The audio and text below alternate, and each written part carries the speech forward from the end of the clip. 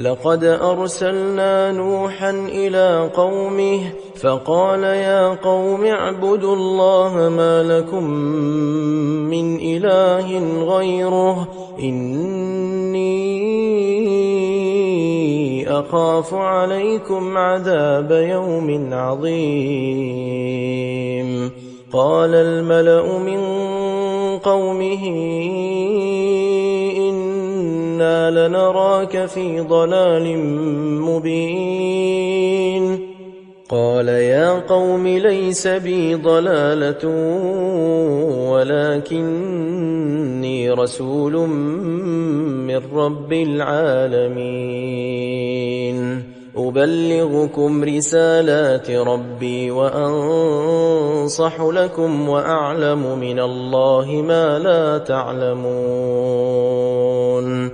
أوعجبتم أن جاءكم ذكر من ربكم على رجل منكم لينذركم ولتتقوا ولعلكم ترحمون.